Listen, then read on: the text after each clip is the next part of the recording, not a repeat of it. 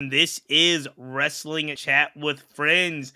I am Cheats 2 Belts, and I'm holding it down for our team tonight. Shout out our favorite heel Megan, who's not on this week, but she is getting everything ready for her new adventure. So we're going to hold it down talking all things wrestling banter. And I am joined by, as always, our very, very special co-host, the Collector. Elliot, the Collector, how you feeling today, my guy? I am here. I am present. I am accounted for, and I'm accountable. We do have a full show today. A lot of stuff to talk about. So we'll get Collector's Choice out of the way real quick. I don't usually get to feature WWE stuff. I choose not to because of Megan. I usually show AEW stuff that I have. But tonight, I'll bring it out because we don't have Megan tonight. This was from the WrestleMania that never happened. The WrestleMania from 2020. There we go. Ringside chair. On the other side, it's got. Look at that! Wow. Yeah, picked it up. Picked it up after WrestleMania, which again, these were the ringside seats that they were selling because they never got used.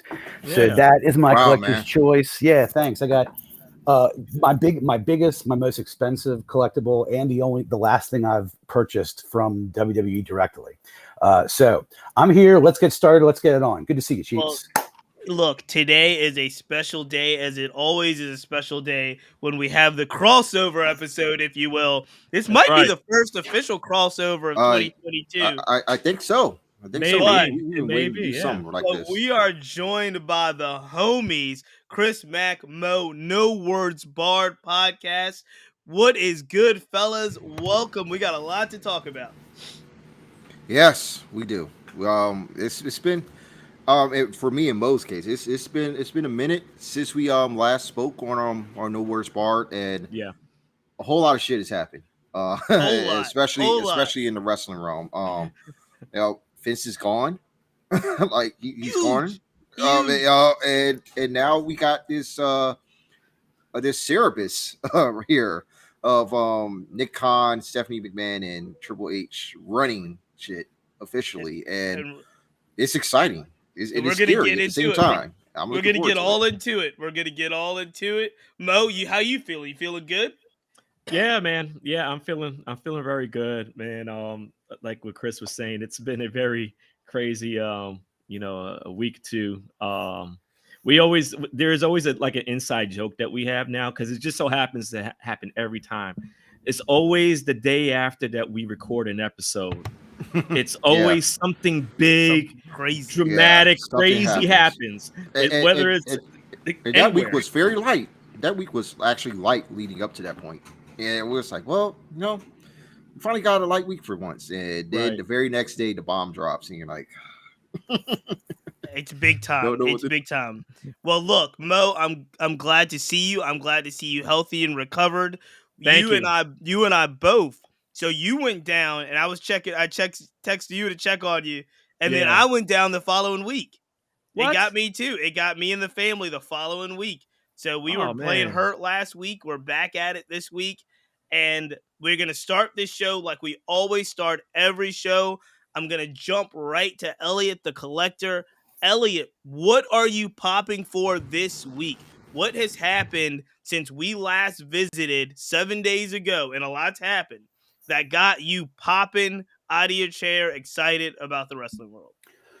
Man, I could probably say a couple of things. And even as I'm speaking right now, I don't have one that jumped out at me. I'm trying to sort through everything that I saw during the week.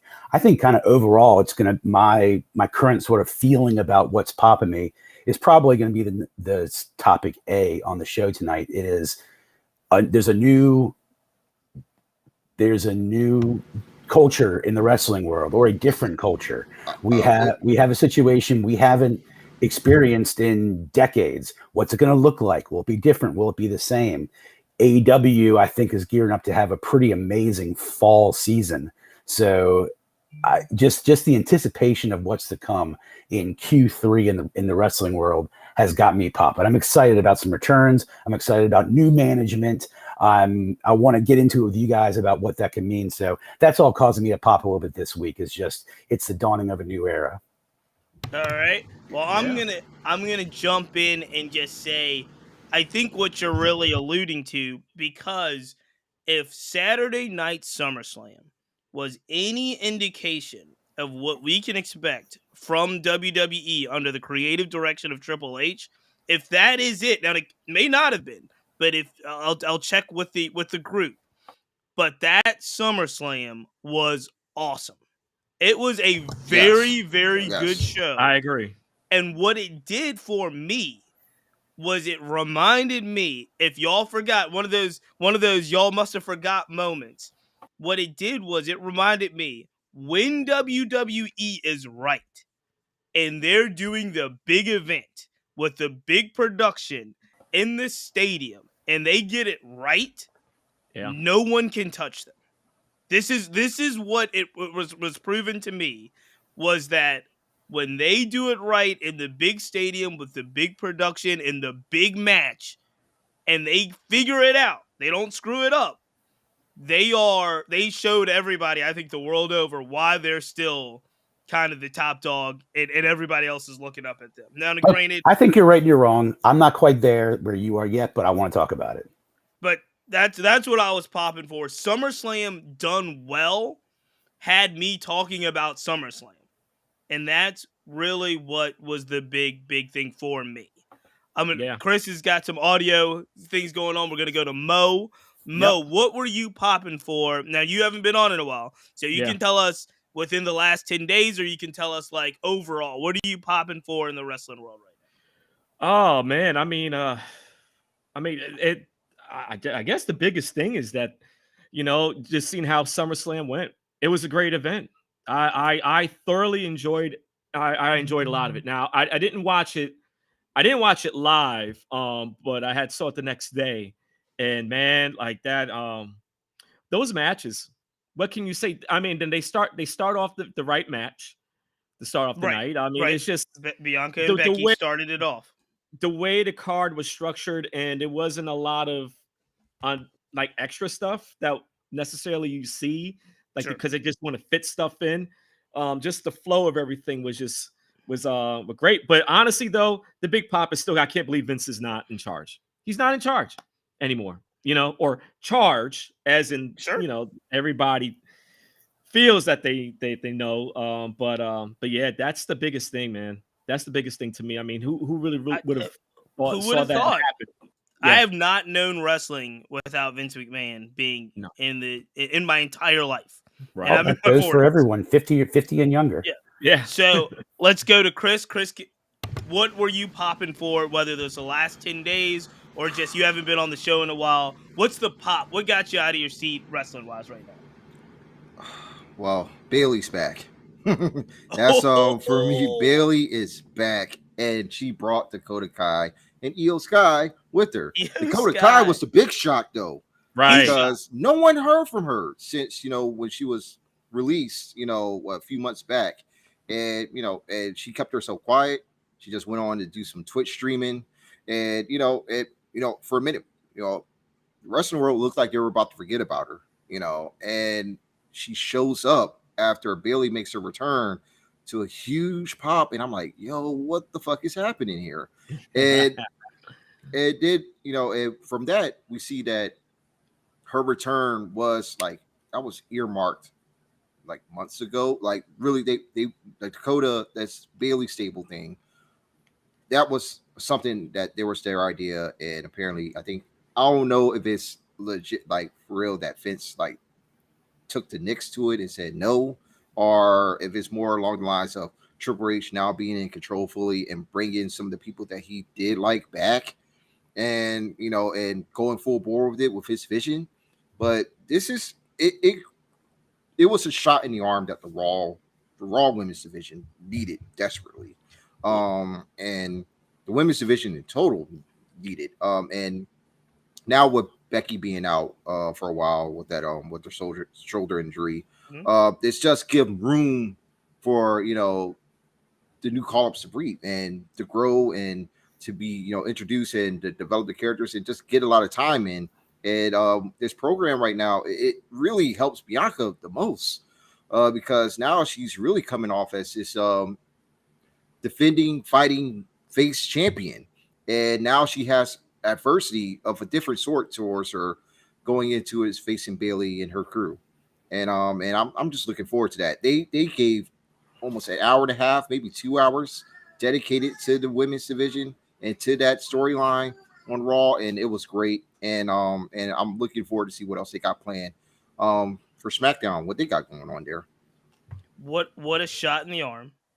It was a shot in the arm that we knew they had been teasing Bailey since like WrestleMania, trying to figure out how Rumble when too. she was healthy, when she was coming back. She did her part excellent with, on social media, like tweeting stuff. Not yet. Oh, you thought I was going to be here, but they timed it perfectly. And whether it was planned or whether it wasn't, Dakota Kai and Io Sky showing up at the time they showed up was a huge nod to the black and gold brand. It was a huge nod to Triple H and a stump. So whether it was planned or not, whether Vince had it in his mind, whether or not, but them coming out when they did, it was the first thing that the world said, oh, Triple H has got his thumb all over this. Yeah. Yes. And it was so awesome because at the end of that SummerSlam as well, and we can go through it, but at the end of that SummerSlam as well, it finished with, oh, Triple H has got it. This is going to be different. And so I don't want to jump too far ahead, but I wanted to allude to it, and Elliot talked about it. Everybody's talked about it.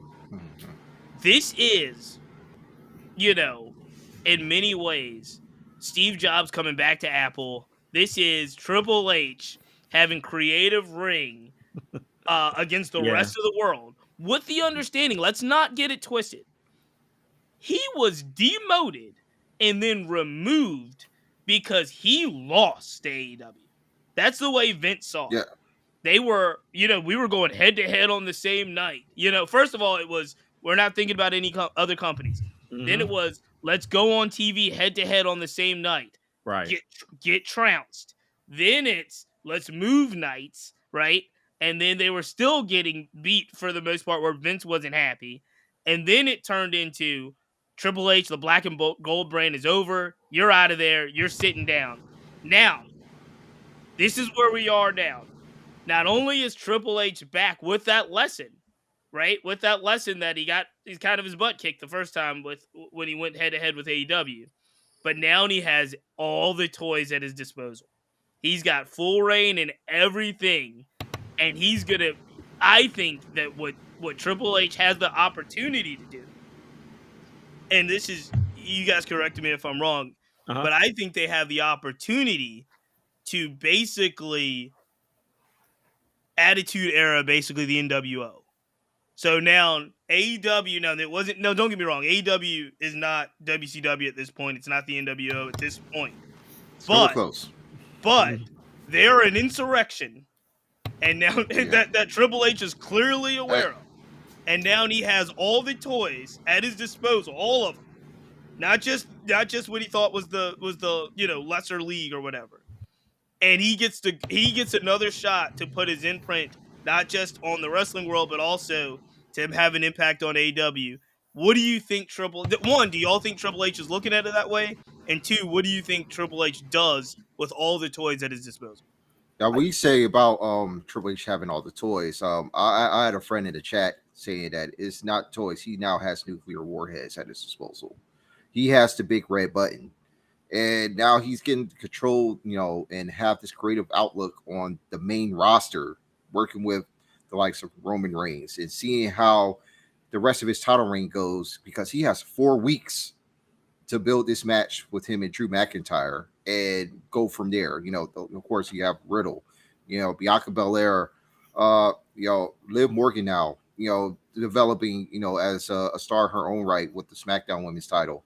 You have all these big pieces now, and he's trying to, and from what we're hearing so far, different reports and whatnot, it's now a more calming, more serene, more peaceful, like, morale in the locker room now, trying to figure it out, and they're looking forward to seeing what comes next. So everyone's going to see that they're going to have an opportunity to showcase themselves, at least, or get this moment, because we saw Mustafa Ali in a triple threat match on Raw, and that Raw was strong too in its own right. It was.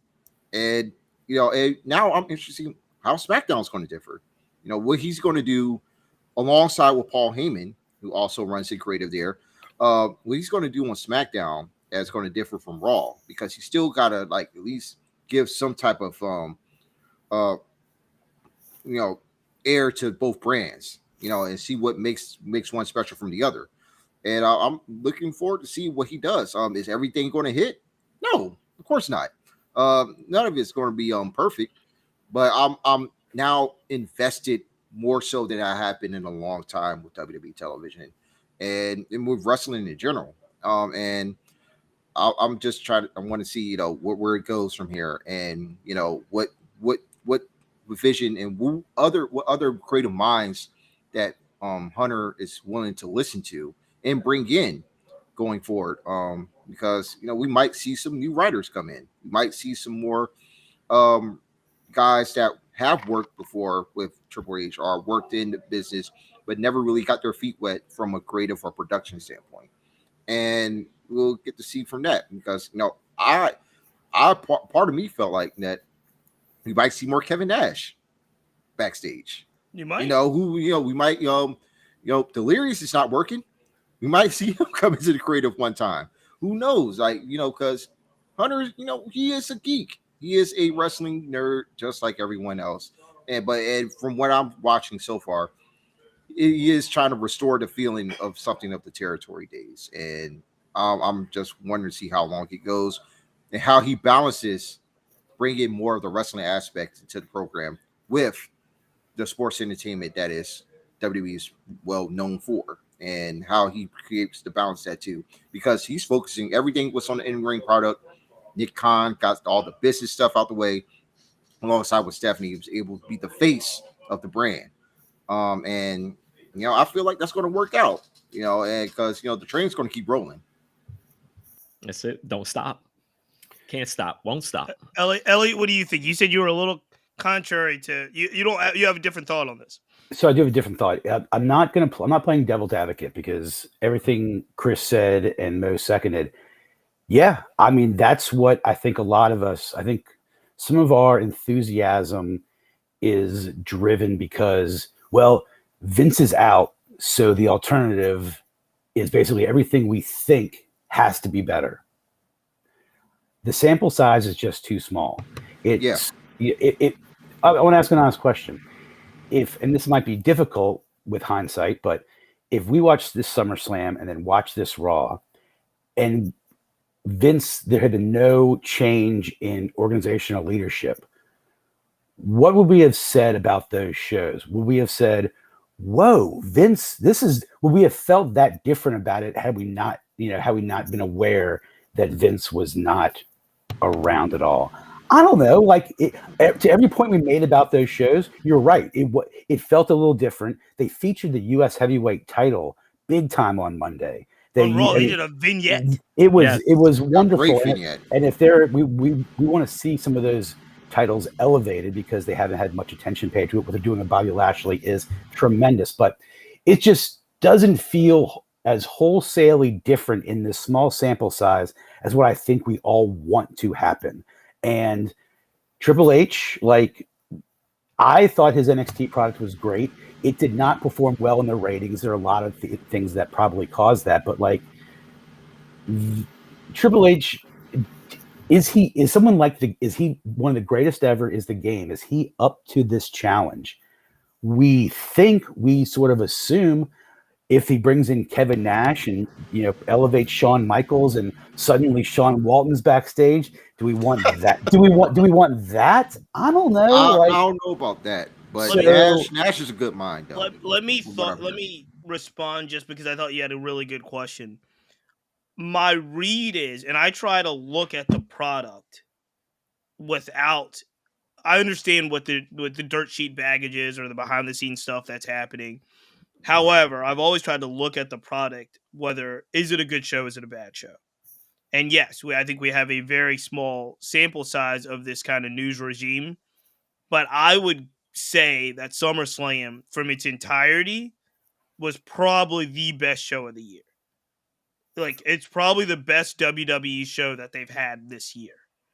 And so I left there saying, wow, I left, I think, one of the nights of WrestleMania saying, oh, that was a good night and it's a good show. Right. But I left that SummerSlam saying it was a really good show.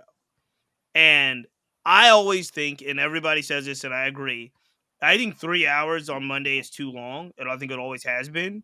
However, this is the first 3 hours that I looked at of Raw in a very long time. Might have been the first in its entirety this entire year. Yeah, same here. And I was like, it still got me. Like, this particular Raw episode for 3 hours got me. And so, as many times, now compare that to as many times as the 2 hours on Wednesday night on AEW this year in 2022 has gotten me. It's not even close yet, because those 2 hours are always able to kind of keep me riveted for those 2 hours on Wednesday night. However, the 2 hours on Friday night SmackDown, usually I can make through about 50-75% of those, but I never made it through a Raw until pretty much Monday night.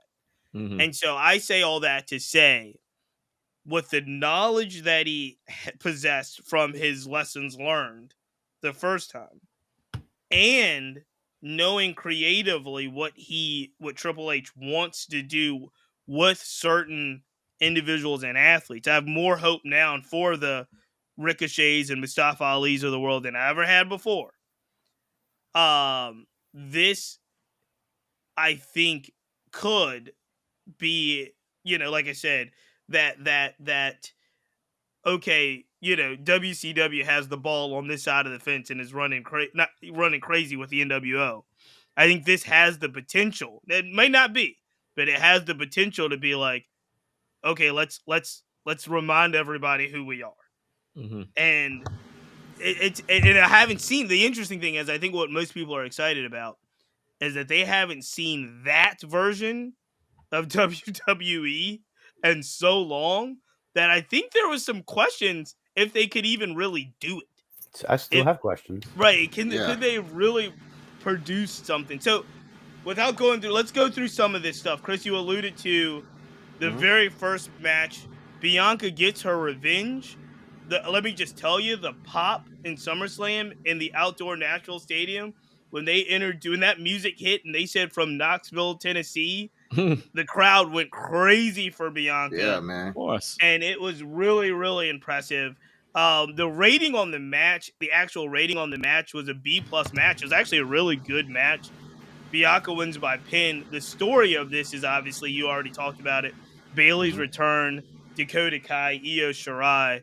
Is there any is there any thoughts on this match? I know we talked about it a little bit, but we'll go fast through it. Just real quick for me, Bianca continues to deliver at each and every time. She's with Becky going down, she may be the one of two of the most important people in that company, and they should book and treat her as such. She is a star. I love the match. It was a really great opener. I preferred the WrestleMania match towards this, but this was still, like, as far as like sprints go, this was really good. Like, and the fact that Becky still managed to power through the match after separating her shoulder, and we didn't know it was her until like the end, was great. That the Spanish fly that Bianca does is she should only save that for like the big matches. Yeah, that's a big match move along with the 450, and they really did have me with that when that Becky Dearfall when she hit her finish on hit her finish on Bianca. It still went well. As she kicked out, it was still good. Like, I had no fear of like Bianca losing at all. But now that Bayley's here, and now she's becoming a threat, and they really have unfinished business now. As far as this reign goes, like, Bianca could still keep this towards the next WrestleMania, but I would not be upset if Bayley or Rhea down the line go and get it beforehand.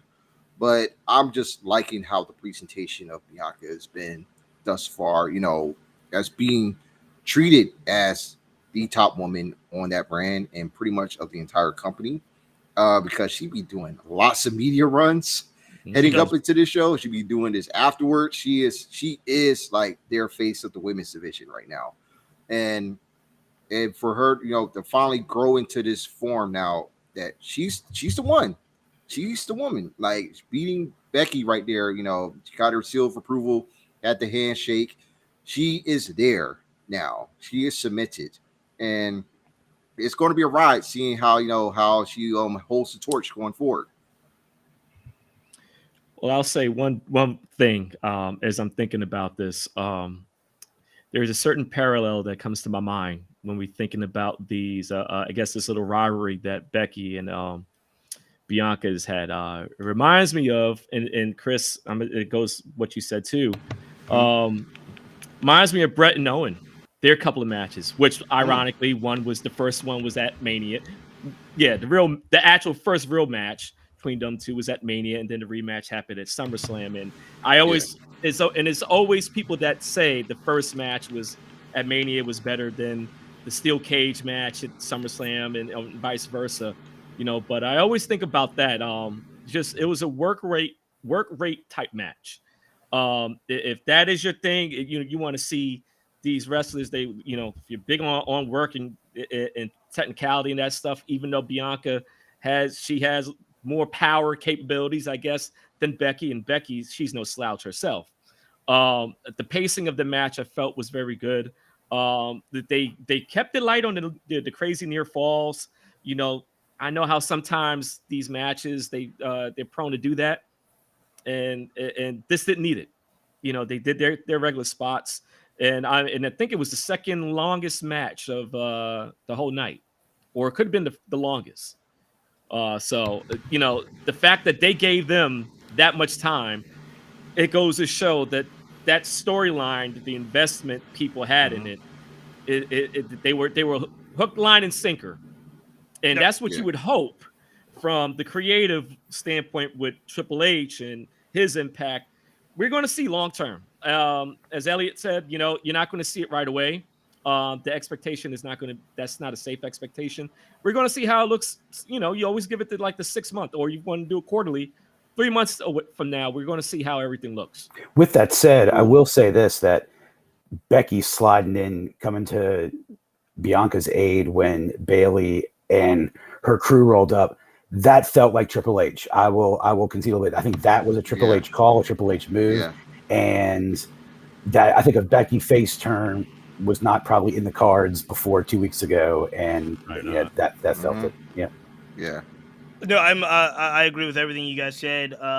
There's one small part of me that as soon as the match goes past 2 minutes, and Becky doesn't, and Bianca doesn't squash Becky, I still feel like they need to be some retribution, some get back. I'm like, look, she needs to squash this chick like she got squashed at SummerSlam last year. But I got over that personally, and I actually there's still this very, very now stronger before, but there was this thin hope that when Bayley and the crew started rushing them, that's when you would see the Sasha return, the Sasha and Naomi return. But I think now they long play that.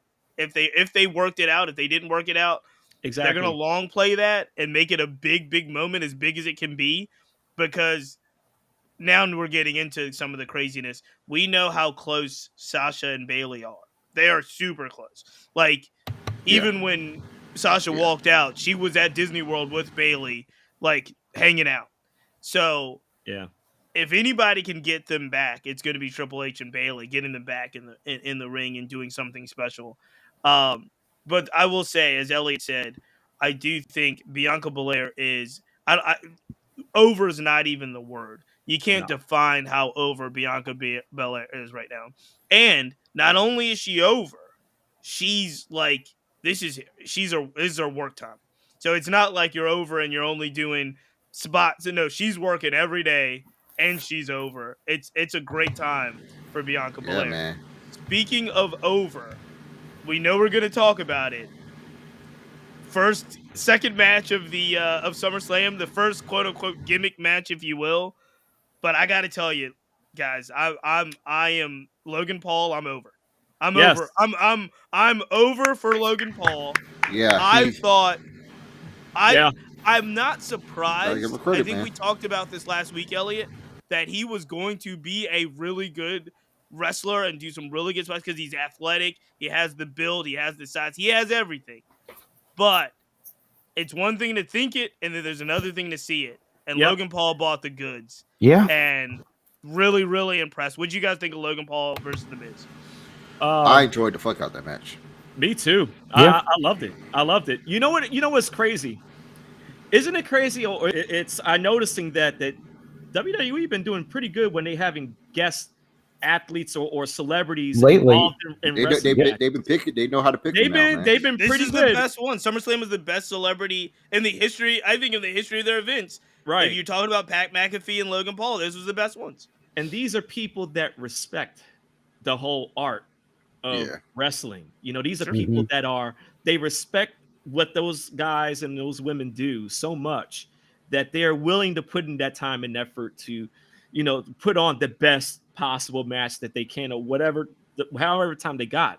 Logan Paul, he is, you know, with him, what got me as like a fan of his during that Mania match when he did the Eddie Guerrero dance. Then he did the frog splash, and he connected on the frog splash, which was even better. It's just the charisma factor. Charisma factor is it with him, whether you love him or hate him, it's charisma regardless. You might have the best frog splash in the game right now. Actually, that's not Montez Ford, bro. That frog splash. That's not Montez Ford, right? Yeah. That frog splash went to the table. That was crazy. That was so clean. I was like, what the fuck is this? Logan Paul, you know who he when I see him, honestly, Shane McMahon, somebody who's not known for being a, you know, experienced worker, but will go up there and do elbow drops off tables. Yeah. I could see Logan taking a 30-foot fall off a cage through a table. Absolutely, Logan's down for that too.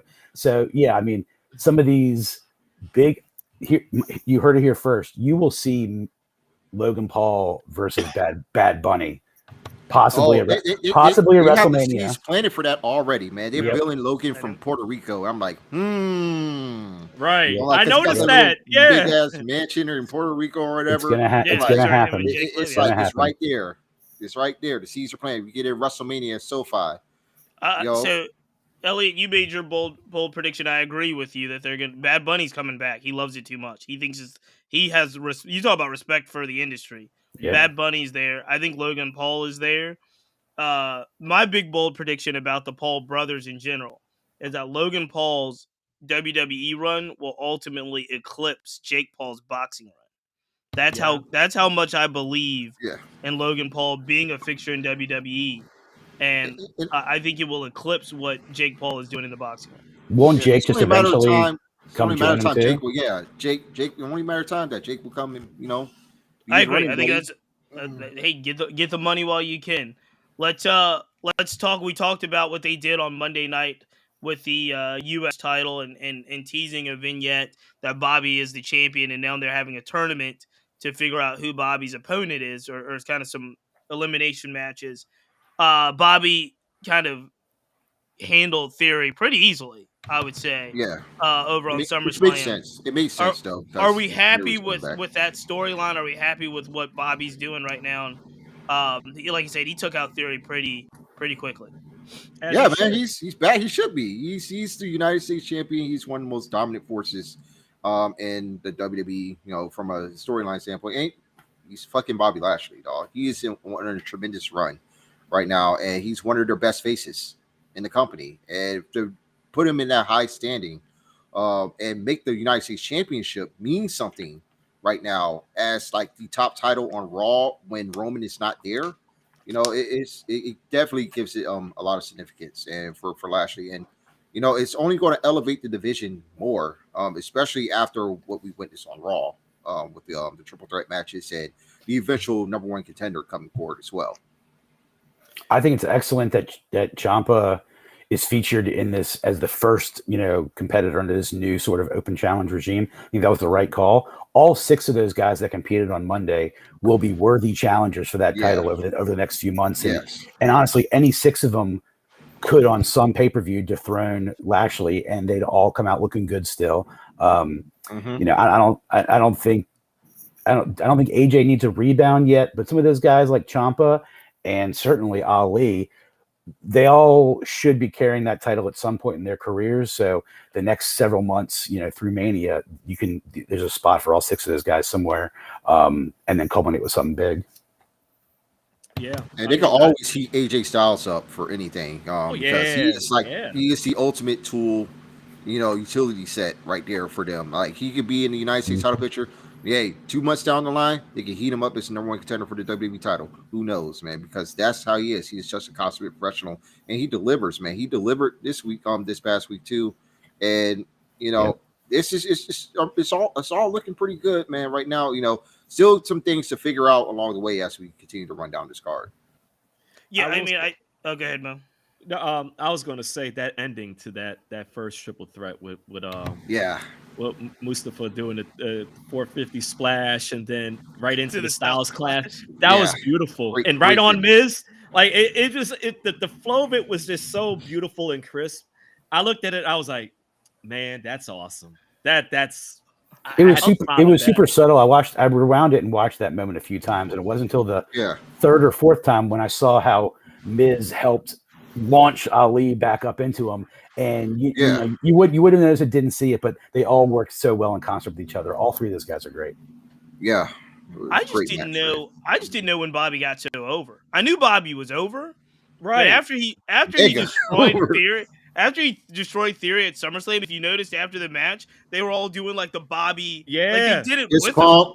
And I was like, yo, when did this happen? I think I tweeted, this is Bobby's best run. Like even when he was champion, he wasn't over like this. So this is the first time where I was like, maybe they were right getting dismantling the Hurt Business, because I'm still mad about this today.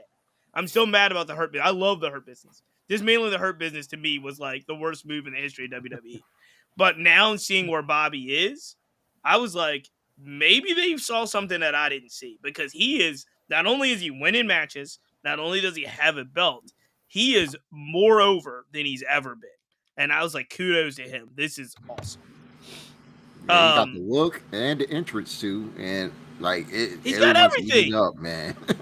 Can we talk really? Can we sidebar really quick to talk about how long that SummerSlam walk was? That was the longest ring entrance. It's a long ramp. It was forever.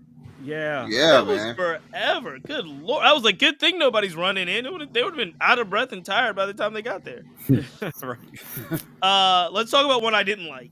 I did not like the ending.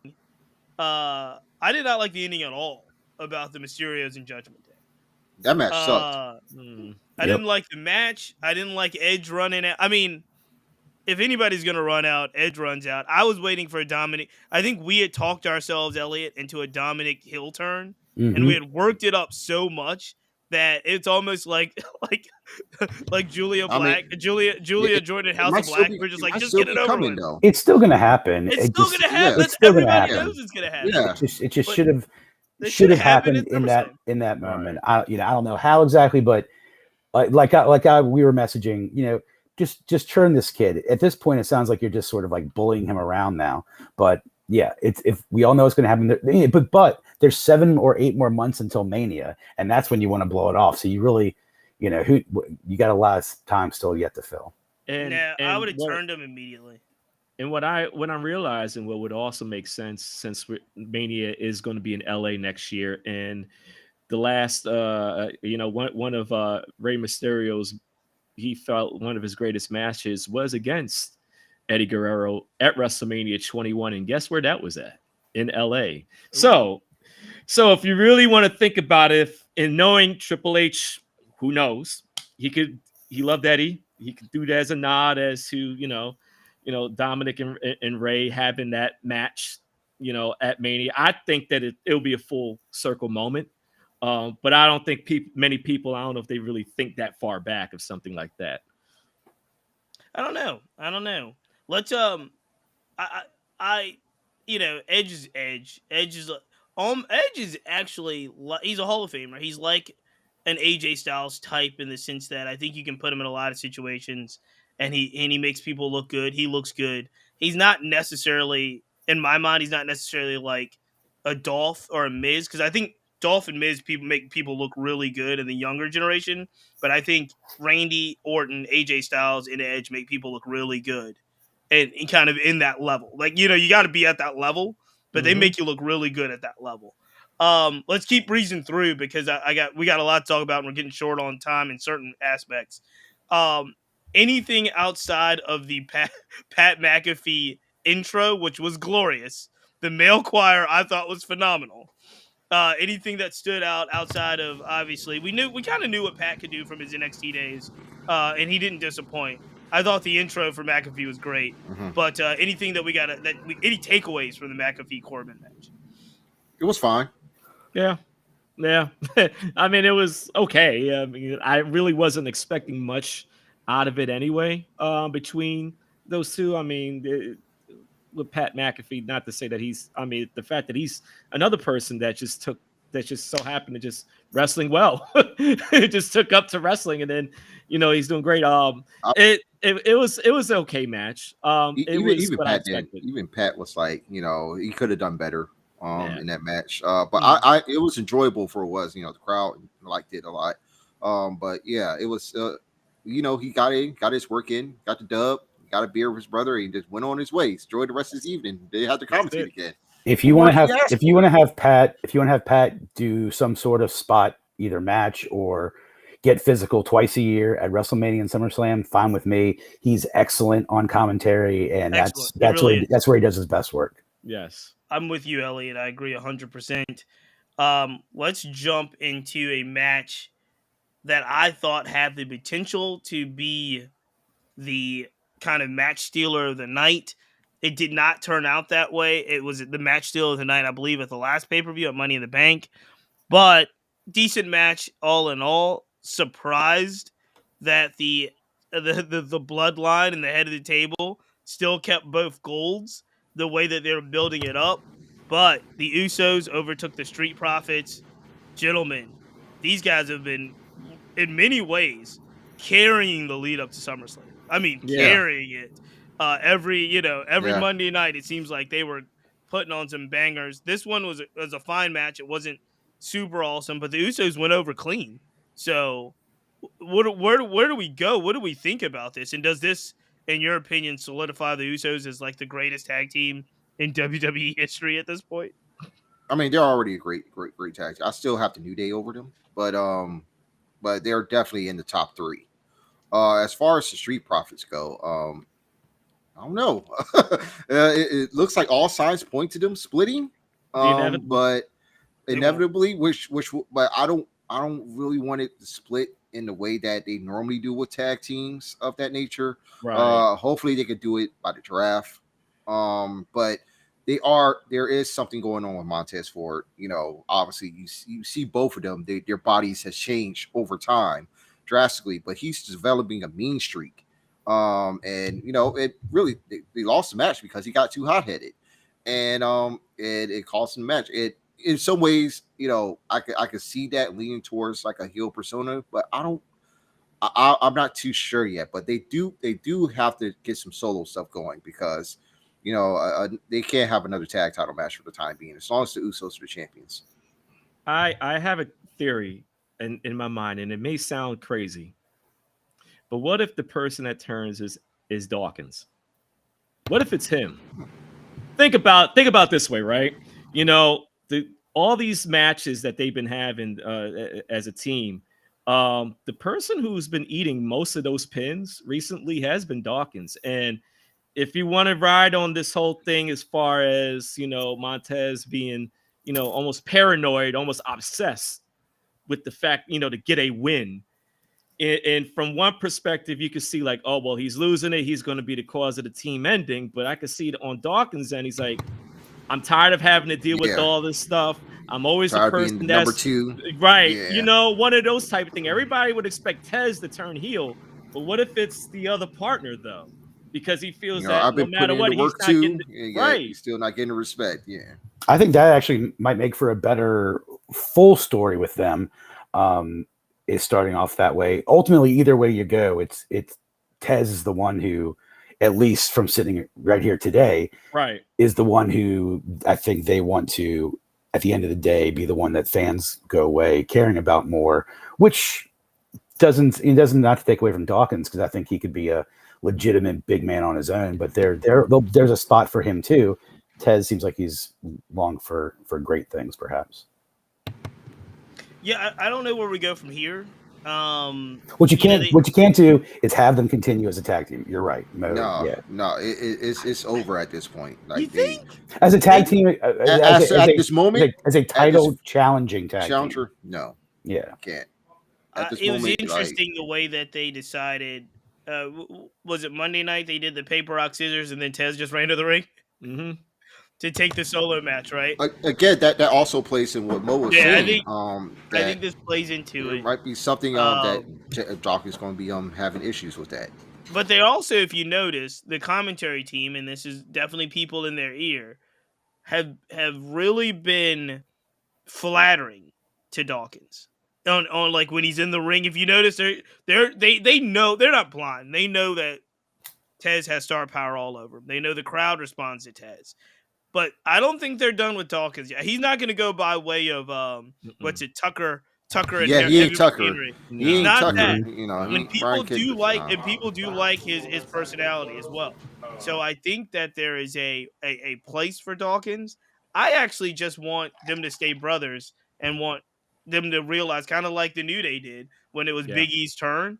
You notice Kofi and everybody was just like, Kofi and Xavier was like, Big E, it's your turn. Like, go, brother. You're like, we're going to support you. That's kind of what I want for the Street Profits, but I'm not exactly sure. I will say this. The Usos run right now, everybody's talking about Roman's run, and rightfully so, but the Usos run and the fact that the Usos have to carry SmackDown and carry Raw in the wake of Roman's kind of, I'm only working big events and big house, like, I don't know, dog. The New Day's great, but I'm telling you now, the Usos, to me, are getting there. They might be there. They're one of the ones, man. They're one of the ones, you know. And they're so good. They're so good. I mean, at this point, it's like 1A and 1B. You put them in the ring right now, if I had, basically, I'm with you. Right now, if I had a confidence meter, like put these two in the ring, and who do I want to see go? It's going to be the Usos right now. We can really the Riddle Seth SummerSlam moment, I thought was a throw-in. You know how, Elliot, you said that might have been Triple H's stamp on the Becky stuff? I just thought, like, hey, look, people want to see Seth. They don't have a place for him. Roll him out there for a second, do something, get the crowd up, and then leave. Like that. I mean, it had really no place in SummerSlam. We still don't have a real explanation for why they bagged that match. To add more heat to the show, to their feud, because it really didn't really have a lot going for it up to that point. It just only makes it even more. It makes it more engaging. Especially when they have like a PLE or of their own, they're able to have all the time in the world. Because with SummerSlam, while it was still it was still a 4-hour show, they really were focusing heavily on Becky and Bianca and Roman and Brock having a lot of the time in those matches. So a lot of those other matches, the rest of the card kind of got cut short. Hence why, the Usos and the Street Profits didn't deliver as much. So I'm seeing is that they're trying to build it to make something more fulfilling out of these two. But Chris, the heat was brought to SummerSlam. Kane was there. First of all, I hated that part. If I never see Kane again in the rest of my life, I'm good. Yeah. Speaking of things that didn't get enough time and possibly could have been left off the show, Ronda Rousey Liv goes over on Rousey in what people are calling a C- match. Mm-hmm. Any thoughts on? Less than C- for me, man. C- match. Any thoughts on Liv, Ronda? I'm happy for Liv, but any thoughts on Liv, Ronda, where we go from here before we talk about the big dog? Well, okay, I'm glad that Ronda turned. That's for it had to happen. Her run, her run with the women's title was okay for what it was. I mean, it did bring a spotlight to the rest of the women's division, and the others getting shine, but it was just something missing there.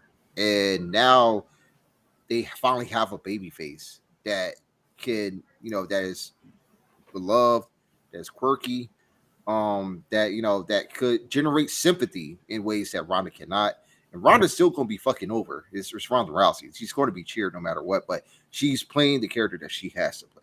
And it makes sense, to have her there in that hero role and to have time away from, SmackDown at this moment to just let others, get their opportunity. And who knows, we may finally get that Ronda Shayna union that, people have been clamoring for years. And, it's just something that, we have to look forward to. So, but yeah, the match was bad. The story was good. Match was bad. Yeah, story was good. C- match, but A+ on Ronda going full Shamrock mode. Like, I love that. Yeah, like that. As soon as she went crazy with the crazy in the face and the refs, I'm like, ooh, she's going Ken Shamrock. Love it. Yeah, for as long as Ronda's been on TV in the UFC, she has a chip on her shoulder. So her being a mega heel plays to the handful of strengths I think she has as an entertainer. I don't think she's a tremendous entertainer. She is a legit fighter and badass, but for her sort of acting chops, she can't act much more than sort of how I think she sort of carries herself with a chip. So just let her run with that. Yeah, I'm 100% with you, Elliot. Don't try to. What's the word? Don't try to put a square peg in a round hole. She is a heel. The people want to boo her. Like, they want to be mad at her. You know what I mean? And they love Liv. Liv is over now. Liv has done everything that she's needed to do to be over. And there's the interesting thing about this whole thing is I love Liv being over. I love Ronda being a heel. And I love the place that it takes up. I didn't necessarily need it at SummerSlam, but I love the place that it takes up in WWE's women's division because we know that Bianca and Becky and Bayley, we know they're the A. We know they're the A side. We know they're the big dogs. And Liv's got a very cute story. She's got a cute belt, and she can take on Ronda, and maybe Ronda gets better. You know what I mean? Like, they have some room there to work. And I, hey, look, I'm glad that it is where it is and where it needs to be. Gentlemen, let's talk about this main event before we talk about other last matches. But the last match of this night, Roman Reigns, Brock Lesnar put on a show. They finally delivered. They finally followed up from their WrestleMania 31 match, man. Let's talk about it. What was it? No disqualification. Did it have a theme? I know it was like last man standing. Last man standing. It's WWE staple, man. That's their best match right there. Elliot, I'm going to go to you first. Well, I think I want to defer to you guys. Okay. You guys will have much more to say about it. So I'll just say this: the near falls were exciting. Those two, especially. I mean, I'm sure y'all have seen it on. This might have been my pop of the week. Actually, have you seen the angle when Brock tossed the mic to Roman? He caught it and winked at him. In the wink. Right. Caught it clean in the wink. That might have been my pop. He's the one thing that said, "Oh shit, look at that." That was a great. It was a great moment captured. For what WWE does, which is sports entertainment, that would have entertained somebody who had never watched a match before. Hopefully that should have entertained 30-year fans of wrestling because it had a little bit of everything. I enjoyed it as much as I could enjoy a Roman Brock match, which is a lot. But yeah, it sort of delivered. That was a big 4 pay-per-view, big time main event, and it hit. Yes, they made like Brock Lesnar look like fucking nemesis out there. It was so hard to kill this guy. My gosh. I'm like, what did it took? Like 3 title shots, camera shot. Money and all the equipment on top of them. And the commentary too, Michael Cole being great. It was great. This is the moment I wish count faster, bro. Whether it was Roman doing this to Brock, or I kind of thought when the idea popped in my head, I thought, oh man, this is how Brock's going to beat Roman tonight. I thought that load lifter that Brock was going to put it down on Roman and maybe hold him down, pin him underneath that front loader for a 10 count. I sort of envisioned that at one point. Didn't envision him lifting the ring up. We got something better. Yeah, but yeah, that was even better. Insane. Go ahead and move the ring 25 feet. And what a bump that Roman took when they lifted that ring up, because he was on the edge of the ring side that went up, and if you notice, he had to bump his way down to the bottom. Mm-hmm. And so many things could have went wrong. None of them did. And I will say this: we've gone through a year and a half, 2 years of we've gone through over 700 days of this Roman run, and crazy things have happened. Things that I thought was the dumbest things. We've had spontaneous rope breaks. You know what I mean? And the Finn match. There's things that Roman always wins with some like insanely hokey, crazy thing that makes me mad at the end of the like. You're better than this. This time when they lifted the ring up, I was just like, oh my God, this is awesome. And I've never I didn't think I'd feel that way because I'm kind of the anti-Hoke guy, but I was like, this is phenomenal. Keep it going. And the idea, because at this point, I'm a complete Roman mark. I think he's the best thing in wrestling, pretty much, period. And the fact that he was able to retain, we're able to keep the myth or the idea that there's still a chance of Rock Roman at WrestleMania in LA with the streak going. These are all things that I was like, I'm living for this. Yes. And I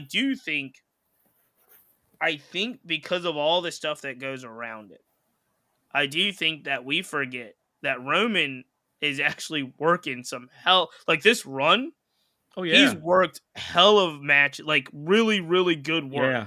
Whether it's the guillotine, whether it's the spear, like he's the match with Kevin Owens where he had him handcuffed and guillotined out. You know what I mean? Like he's taking on all the competitors that did it start with a smash of Bryan Danielson and the other guy and stack it, the smash and the stack.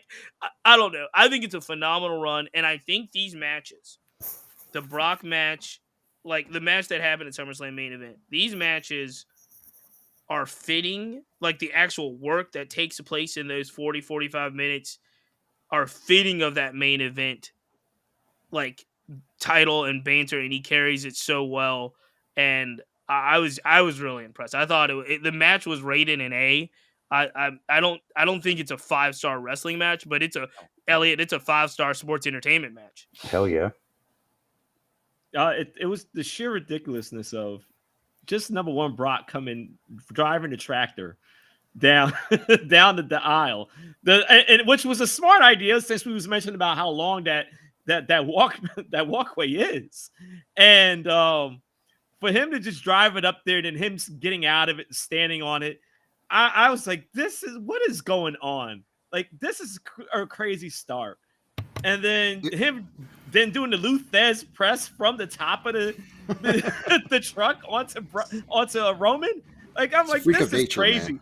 It was a crazy Attitude Era brawl. That's what it reminded me of. I would say it's a definitive Brock match. It's such a spectacle. It is. Yeah. Yeah. Because that's what he is. He just does spectacles. His best matches are where he is just doing crazy shit. Yeah, just for the hell of it. I'm more and more impressed with him, with Lesnar.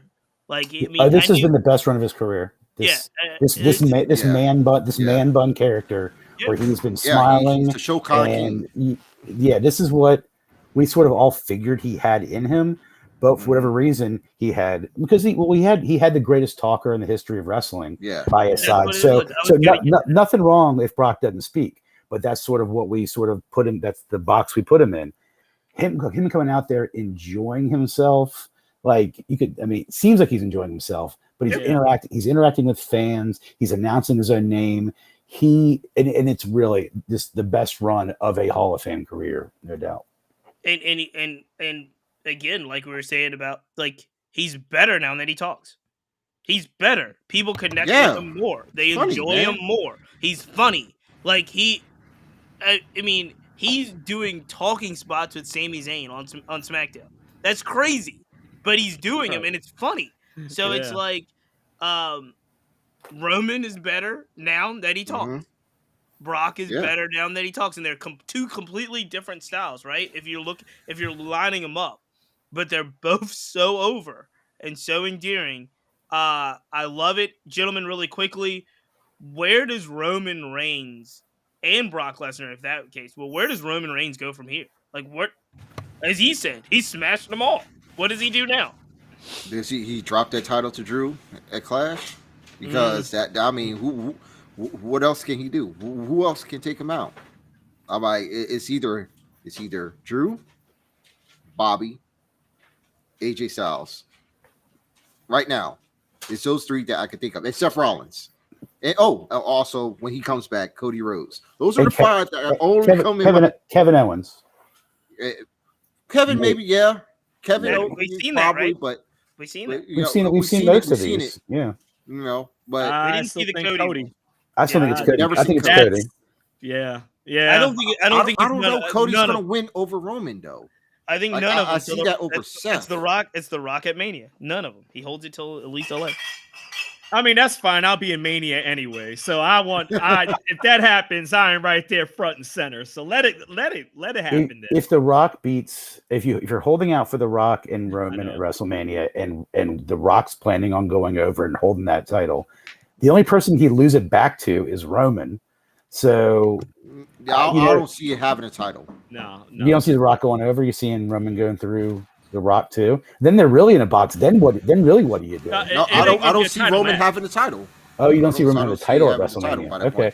Well, timing wise, with Cody's injury, he'd have to give it to win the Royal Rumble.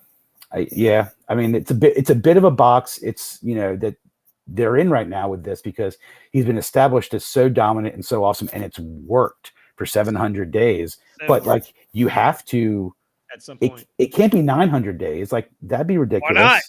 Well, they did make sure to mention who were the people above him as far as collective time that they've had the belt. So I mean, how many days Pedro Morales had it again? I can't like 3.5, like 5 years. I thought at one point, or San Martino had it for 5 years. We'll look had like 5 years, like something like that. Yeah, whoever's like the third or second longest reign, he probably might reach that. Bob Backlund, gentlemen, is number 3. From one legend to another, let's talk about it. After Saturday night, we went into Sunday really quickly on Saturday night. Shout out to our girl Amanda Nunes. Somebody mentioned Shayna Baszler, who got tapped out by Juliana Pena. Amanda Nunes handled business Saturday night against Juliana, which I thought, I'm not a big UFC guy, I'm a big boxing guy, but I made sure to watch that one, and that one was amazing. So shout out to the Lioness. Speaking of last matches, we are going to transition to what happened Sunday night in Nashville. 73-year-old. I know how Elliot feels about this. 73-year-old Ric Flair stepped into the ring. Tag team partner Andrade, his son-in-law Andrade El Idolo. Opponents Jeff Jarrett, Jay Lethal. I don't know what to say. Here's one. I remember talking to Elliot last week on the show, and I think it was either last week or the week before. Whenever we were talking about it, I compared it to being a Washington football fan watching Alex Smith play post-injury. And I remember being like, he's doing good. But every time Alex Smith got even touched or it fell over, I was like, is that the end of his career? Is he going to is his leg going to snap off? It was the most anxiety-ridden 7 games I'd ever experienced in my life. I felt better about Ric Flair's last match until I saw that 73-year-old walk out from behind the curtain in the white robe and the purple shirt. Yes. And I really didn't think he was going to make it to the ring. That's how bad and old and like troubling it looked. And I was like, at that point, I actually contemplating turning it off. Like, I don't want to see this. But I did watch it. It was brutal. It was a brutal 40-minute match. 45. It was the whole thing. I was just like, make it stop. I never want to see this again. And that's where I was. And I think Ric Flair is the greatest of all time. I think he's the greatest professional wrestler in the history of professional wrestling. Hulk Hogan could never hold a candle to him. I thought he was the best. And my thing was, I just want this to end because this is awful. Yeah. I don't like watching elder abuse on pay-per-view. No, it's not my thing. No, it's funny because I almost forgot that that was even happening that night. Until I saw somebody tweeting about it. I was like, oh, it is tonight. But I caught it right in nick of time, right before the match. And yeah, man, when I saw Flair come out, I'm like, this is not.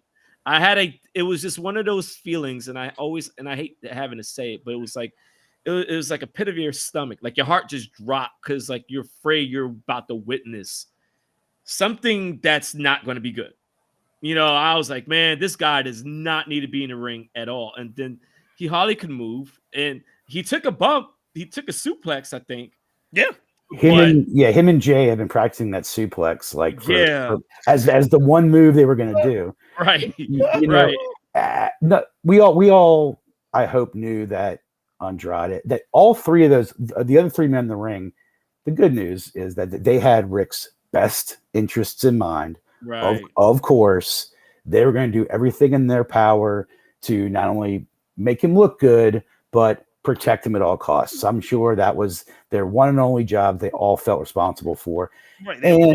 And they did as they took the bulk of the work. They did make him look as good as he was capable of looking, which at 73 and with everything he's had going on is just not that great anymore. I'm happy that his life seems to be in a better place. He's got a decent support system, it appeared, albeit a support system that allowed him to do this. But Conrad said it best, and I respect Conrad. And Rick apparently doesn't need this for the money anymore because he can do the cameo and the autograph circuit now in perpetuity and make lots of money. And I believe that Rick's got reason to have a lot of self-doubt in the last 20 years. So if this was his way, fine. Although I still believe, maybe there'll be a 30 for 30 one day on this, on like how a doctor allowed him to do this. Was he truly get the sign off, or did it say like, we're just doing this whether you want to or not? And it might be a true Mickey Rourke situation where we're going to witness a guy die doing his final move. Glad it didn't happen, but it definitely does not. In hindsight, it shouldn't have happened. And I swear, I hope Conrad is not thinking about how to do Rick's last match part 2 next year. Right, like a tour. That's my thought. My thought was if this goes well, they're going to do some type of tour. They're going to do some like Rock and Roll Express farewell tour. Yeah. And the issue was he didn't look good at all. He looked horrible. There was this spot where he faked a heart attack, and I was like, stop it. And then the very end of the match, when they I guess Conrad threw brass knuckles to Andrade, Flair's on the ground shaking. Yeah. Like, I really thought, I was like, dude, somebody check on that guy. This is not good. The interesting thing about this whole experience was Jeff Jarrett is 55 years old and has been basically retired in many ways, or semi-retired in many ways. And no one thought one bit about Jeff Jarrett being in the ring. They were like, he looked fine. He was healthy. They were like, get Ric Flair out of the ring at 73. It was just, oh, man. Couple fun facts about the whole event. And I won't get through too much of it, but Jonathan Gresham showed up and showed out and actually wrestled really well. He was with the young kid that we've talked about, his tag team partner. Who was the kid? He's the 16-year-old, 17-year-old kid, Elliot. Nick Wayne. Yeah, Nick Wayne was his tag team partner. Or no, he was in the triple threat match. And the spots that I saw was like Grisham really showing out, doing some really acrobatic stuff, some really good stuff. And I don't know if, I mean, I gotta think that that's AEW's loss. I don't exactly know Ring of Honor's loss. I don't really know what fully happened.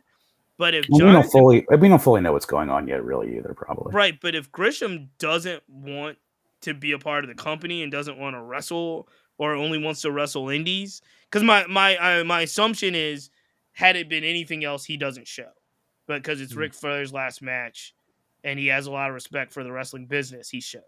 Yeah. But I don't know what's going on with Gresham, and he's, to me, guys like Jonathan Gresham are Ring of Honor. So I don't want.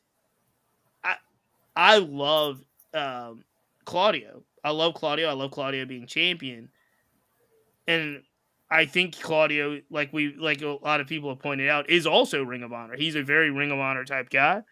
In my mind, I was like, if we get Claudio as champion at the expense of Gresham, that kind of hurts my spirit. I want them both. I really want Gresham to be able to figure out. Gresham is never gonna be on the WWE. He's just not a WWE. He doesn't do anything that the WWE wants people to do. That was all under Vince. We don't know anymore. Everything we say about WWE was that's the one thing about WWE that I can't see them putting a 5-5-5-4 non-flyer into the ring. That's because Vince and Bruce said it wouldn't work.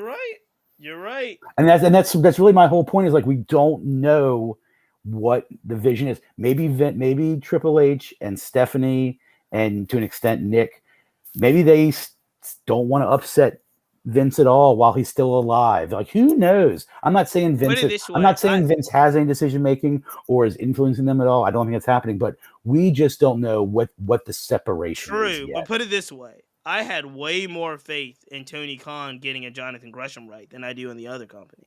And the fact that we haven't gotten this right. Agreed. Something happened. We don't know. But the fact that Jonathan Gresham is not right in Ring of Honor and AEW, I don't know what happened. I don't know who to blame, but I was very shocked, and I like Gresham, so I want him to do well. Yeah, so going back to a quick start, in addition to the Ric Flair, the whole StarCast weekend, I haven't been to it in the years they've had it, but it really is apparently it's the best wrestling con that there is out there now. They have tons of talent every year that comes out.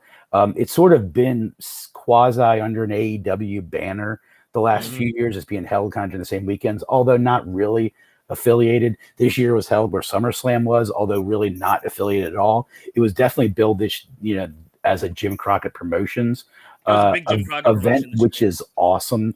That's my sweet spot. That's my history, is Jim Crockett, even before really WCW, when it was NWA.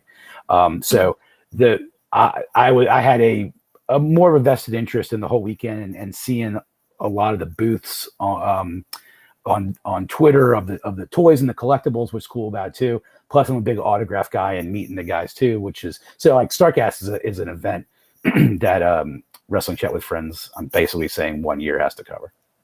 I would love to. Let me ask both of you guys a question real quick. So I'm a little bit intrigued by it. You mentioned as far as getting autographs. What is for both of you guys? Autographs.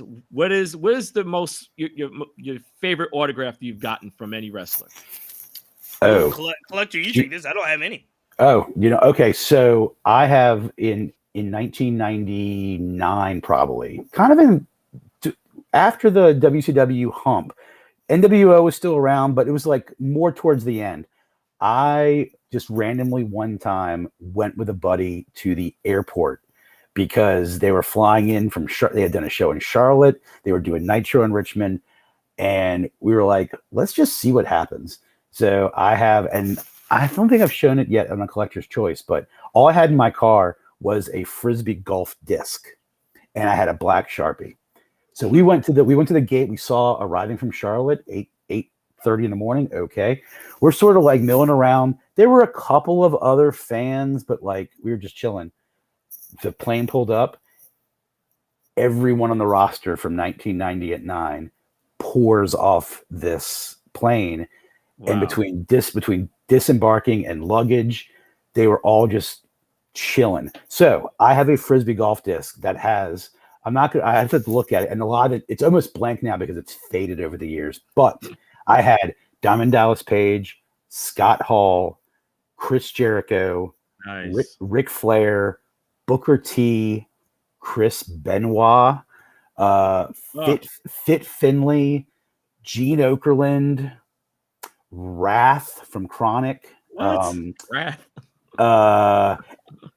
Juventud Guerrero. So I have this Frisbee golf disc, and it's in the other room. It's very faded. There are a couple you can still see, but that experience, it was also the night after Mankind won the title on, or was the night? Maybe it was the week before Mankind had won the world title, because Diamond Dallas Page, when he got off the airport, went and got his boots shined at the shoe shine place, and I was talking to DDP about Mick Foley winning the world title, and he was saying, "Oh, I love it for Mick. He's such a great guy. He deserves it." So yeah, just having sort of an interaction with Mick. That is actually my second greatest wrestling day of all time, because I think it wasn't the same time I got to hang out at the Jefferson Bar after a Nitro where Hogan and Flair, and that night was amazing. We'll tell that another story. But my autograph history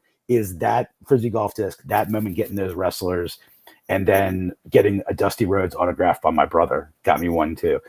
So those are my prized possessions, among lots of prized possessions, as you can see. Every week, Collector's Choice, I show a different one each week. So I might have to get that disc out tomorrow and identify all those names. But man, that was just having all those guys. First time I met Ric Flair was when he signed that disc for me, and he was, moving to the airport, except for the maybe 18 fans that were there, they were businessmen going back and forth who just had no idea that just all this talent poured off. It was a surreal experience. Speaking of DDP, wasn't he at Flair's last match? Didn't he do a diamond cutter? Did he do a move? I saw him at he was on the roast of Ric Flair. Which again, if you're not going to have Jeffrey Ross, the roast master, appear at your roast, don't have a roast. I saw a 5-minute clip of the reel from the roast. Wasn't that funny? Those guys don't know how to do it. No. DDP was there. He was. I forgot who. I think he gave the cutter to Matt. What is it now? Because he used to be the former Zack Ryder. Oh, Matt Cardona. Yeah. That's who he gave the cutter to. That's who he gave the cutter to. Yep. No, absolutely. No, it was great. It was great. But yeah, I don't have any wrestling autographs. So that's kind of amazing. What do you have, Mo? What do you got, Mo? A few, because of my background. So many house shows in Madison Square Garden I went to as a kid. But I think as far as autographs, I mean, I have The Rock's autograph when he had his book signing. Same thing with Mick Foley, the first book that he had put out. Have a Nice Day. Yep, Have a Nice Day. So I got the autographs for those two. So I would, and I got a countless. Well, I think I know I have an autograph from Mark Henry, like in '98. Or could have been 97. It's funny. He was wearing his American, the whatever stuff that he was wearing when he first came out. Everything looked like he just came out from the Olympics himself. He was wearing one of those type of jackets, looked like that. But I can't remember. There's too many people. But I think for me, the best one was The Rock, because of the conversation or the joke that he had made towards me when I had met him at a book signing. Like a Barnes and Noble in Times Square or something like that. So what's the joke? I'm intrigued. It was at Tower Records. But what was the joke? He made a joke. So anyway, I'm in line. Whatever. My sister, my mother, my cousin, and my aunt. We're all together. So I'm all the way behind them. So they could get their autographs or whatever with The Rock first. So I think my sister was the first one. Went up to The Rock. My sister was bold enough to say, "Can I get a kiss on the cheek?" The Rock obliged, whatever. My mother comes next. She does the same thing, asks The Rock. Then The Rock was so nice. He's so nice of a guy. So literally, everybody, like I said, my mother, then my aunt, my cousin, they all ask him for a kiss on the cheek, right? And he obliges. So here comes me. I'm walking up to the table, got the book open. The Rock, he's about to sign, and then he stops midway, does the eyebrow, looks up at me. He's like, "You're not going to ask me for a kiss, also, right?" And I was like, no, I'm not asking for it. Like, I don't want it. So then he laughs, he writes the book, I tell him thank you, whatever, and they get away. But yeah, The Rock once thought that I was going to ask him for a kiss, and you got the eyebrow raise, solid. Yeah, you should have asked him for a kiss. You should have been like, make it happen. At my mind, I'm like, nah, I'm good, I'm fine. Gentlemen, this has been great. We got about 10 minutes left, and this is what I want to do, because there's a lot that happened in the world of AEW as well, and all the other stuff, but I wanted to cover what I thought was a pretty epic SummerSlam, and then talk about Ric Flair's last match.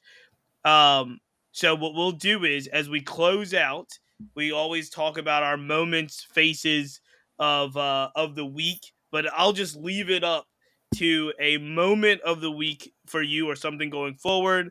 If you want to talk or bring any of the, it was a pretty good week for AEW. It wasn't a bad week at all. But if you want to bring anything else up as we go around on our final round robin, and then we'll go to match of the week. But I'll start, because we didn't get a chance to talk about Hook winning the FTW title as much, but then the complete official dismantling of Team Taz took place over this last week. So Taz has announced that Team Taz is over, and we'll see where everybody goes kind of in their solo careers. And obviously, as big Ricky Starks fans on this show, we hope for the best for Ricky Starks, but the destruction and disbandment of Team Taz and what that means for Will Hobbs and Hook and Ricky Starks, that's what I am trying to figure out, and I will be intrigued on, especially in the world of AEW as we move forward. Elliot, what you got? Okay, well, my face of the week is usually non-wrestling related, but I'm going to tie it together with AEW today and talk about, I think the AEW universe is reacting to the Undisputed Elite breakdown last night, where Adam Cole, Bobby Fish, Kyle O'Reilly turned on the Young Bucks. I think that is a beginning of a big angle. And I think what it does is, and you saw Hangman come in, so I think we kind of can see what's going to be happening there. I think that's your trios finals right there, whenever that ends up happening. I love it. Yeah. And I think it also begins to sort of crack open the door for if and when Kenny comes back, if he's involved in that, or if he has something completely different. But that starting up Wednesday kind of got me excited for the fall, and really was what I think what my pop of the week was. But for my face of the week, I want to give a shout out to Tony Khan, not for his wrestling creativity, writing for Dynamite or for Rampage last week, but for the press release that was put out where he was announcing some promotions from within the company. People like Sanjay Dutt and Tony Schiavone, and they brought in Madison Rain and QT Marshall, all getting additional roles in the company that appear to be like Tony Khan appears to be revealing his inner circle. And I think that's good. I think I've been saying for several weeks that we don't really know who's in Tony's ear. Is he just sitting there in a room by himself writing whatever he wants to write because he has unlimited money and unlimited talent to sign? But the names that are seemingly in these senior positions now, senior executive positions, that's what a company needs to have to be successful. And Tony appears to be having a good team around him. So putting that team together is good news. I worked for a corporation for 23 years. It's also important to recognize your talent. So putting a press release out, showing that sort of appreciation, showing that trust, giving them platforms to celebrate your employees is key. And Tony did that this week, I think, with that press release. It's the one thing that will be a big measuring stick also with how this new WWE looks like without Vince. Vince did not have a great track record. It appeared, by all accounts, of celebrating others. He seemed to be wanting to degrade and humiliate and intimidate others. If Hunter celebrates his employees, both on TV talent and off TV talent, like, I'm going to want to know a year from now what's, and this is going to sound kind of silly, but like, people, they do surveys, like JD Power does surveys of employee satisfaction. I want to know if the WWE is a better place to work from its employees a year from now. That will be one of the biggest measuring sticks for me, is to how much it's turned around, because advocating for your employees is big. And I felt Tony really did that with that press release, in addition to being like good decisions too, just putting out there, say, hey, this is not just me, we're a team here. Everyone knows it's a team in WWE, but let's see if Triple H celebrates it, and Nick and Stephanie celebrate it like that and get that sort of reaction. I want to know how the employees feel 6 months and a year from now, and that'll tell me whether or not that company has really turned a corner and will get more of my eyeballs, my dollars, and my future viewing. There you go. Big one. I'm gonna pull an Elliot on the wait and see on the way that you were saying, let's wait and see on kind of the new WWE regime. Yeah. I'm actually going to pull a wait and see on this AEW talent roster expansion. So the names are, there's a great point. The names are QT Marshall, Pat Buck, Tony Schiavone, Madison Raines, Christopher Daniels, Sanjay Dutt. I'm interested to see how they fill their roles. Like, I'm assuming, and this is not knowing anything, you assume Madison Rain, women's division, Sanjay, Ring of Honor, Christopher Daniels, or Tony Schiavone, probably some type of the commentary media talent stuff. So it's like, how does it all fit together? And I will be interested to see how it plays. And I mean, you got to take all this stuff for what it is, and you got to see it. I was surprised that there were not any kind of major minorities announced. Tony Khan has been criticized in the past about how he works with minority talent, even though, yes, he is a minority himself. But that announcement did not elevate, if you will, any kind of minority talent outside. Obviously, Madison Raines is a woman. That's great. But it wasn't Sanjay Dutt. So we'll see how it goes in regards to, in particular, selfishly, in regards to like some of the development of like Jade's career and what we'll do with some of that stuff. So very interesting. I'm with you though, in the sense that I think WWE is a wait and see. I think that what we're doing with this expansion in the creative over with the talent division is what they called it on the announcement. With Tony Khan, we'll have a wait and see. They have a lot more to deal with over there now with a whole new brand in Ring of Honor and trying to figure how they merge that. So I'm excited. It's an exciting time. We'll give Mo the last word in the sense of, I will say the interesting thing, especially for the Black and Gold brand and Triple H, I think he's in it. I don't think we can look at what Triple H did in regards to relationships in the Black and Gold brand and see how it transfers to the big WWE main roster, simply because everybody knows when you have a boss and you're kind of an underboss, you can be the people person. You can be the person that's like, I'm rooting for you. I'll go talk to Vince. Well, there's no more Vince. So now he's the guy. And I think that's extremely different because he has a lot of good will with the Black and Gold brand, but he's a different guy now. It's a different job. Yeah. So with that said, it's so interesting. Mo will give you the last word in regards to just anything in the kind of wrestling sphere. What are you going to be looking forward to in the next month or so? Well, the start of the piggyback of what you just said. It's funny, great segue. Triple H. My face of the week is Triple H. It's the fact that he has played the game and he has won in the end. He has won the game in the end. I mean, it's just always funny. I always think of that picture. There was somebody did a screenshot of the match that he had against Vince at Armageddon in '99, and at the end when Stephanie turned heel with Triple H, and both of them with their hands in the air standing over Vince, like just the sheer irony of how It's what started as a storyline, and then obviously the bled into personal life, and then you see what everything that Triple H has done within WWE and the various different parts that he has played ever since he stopped being the, I guess, even while he was an everyday wrestler, and see where it is now. He won. That's remarkable. If you're looking at it from a storyline arc, because that's wrestling in general is a big storylines. That's what sells everything. And what an arc! What a character arc for Triple H. Started off as the Click, then he's the person that took the fall guy for Shawn, and Scott Hall Nash, and then how he elevated and you just look from the big picture.